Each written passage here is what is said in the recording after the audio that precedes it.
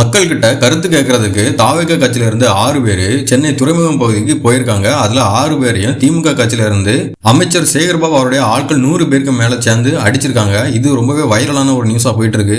இதுக்கு கண்டனம் தெரிவிச்சு தாவேக கட்சியில இருந்து நிர்மல்குமார் பேட்டி கொடுத்திருக்காரு. தாவேக கட்சி நிர்வாகிகள் 6 பேர் அடிச்சிருக்காங்க. அதுல 2 பேர் ஐசியூல இருக்காங்க. ஒரு பெண் நிர்வாகி 4 மாத கர்ப்பிணி பெண், அவங்க வயிற்றுல அடிச்சு அவங்க இப்ப ஐசியூல இருக்காங்க. ஒருத்தர் ஆட்டோ டிரைவர், அவர் வாந்தி மயக்கமா இருக்காரு. இது மட்டும் இல்ல, எந்த பகுதியிலும் தாவேக கட்சி நிர்வாகிகள் தொண்டர்கள் மக்கள் கிட்ட ஆதரவு கேட்டு போனா திமுக அமைச்சர் சேகர்பாபு அவங்களுக்கு தனியா கால் பண்ணி அவதூறு பேசுறாரு, தகாத வார்த்தைகளால பேசுறாரு. அந்த பகுதியில் உள்ள சீமான் ஒரு பையன்கிட்ட அதே மாதிரி பேசிருக்காரு. அந்த பையனை இப்ப கொஞ்ச நாளா காணல, அதுக்காக கம்ப்ளைண்ட் கொடுத்திருக்கோம். இப்போ தாக்கப்பட்ட 6 பேருக்காக காவல் நிலையத்துல கம்ப்ளைண்ட் கொடுக்க போனா அவங்க கம்ப்ளைண்ட் எடுக்கல. இதுக்காக நாங்க நீதிமன்றத்துல வழக்கு தொடுத்திருக்கோம். இப்படி எந்த பிரச்சனை கொடுத்தாலும் எவ்வளவு அராஜகம் பண்ணாலும் நாங்க இதை செஞ்சுக்கிட்டு தான் இருப்போம். இந்த திருட்டு திமுக ஆட்சியை மாத்தி நல்ல ஆட்சி கொண்டு வரதுக்கு நாங்க இன்னும் உழைக்க தான் போறோம் அப்படின்னு சொல்லியிருக்காரு. அதாவது மக்கள் கிட்ட நீங்க எந்த கட்சிக்கு ஓட்டு போட போறீங்க அப்படின்னு கருத்து கேட்கறது கூட இன்னைக்கு உரிமை இல்ல.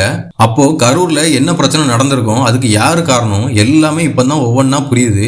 இப்படி ரவுடி ஆட்சி நடத்துற இந்த ரவுடி கும்பலை மாத்துறதுக்கு எத்தனை பேர் ரெடியா இருக்கீங்க அப்படிங்கறத கமெண்ட்ல சொல்லுங்க.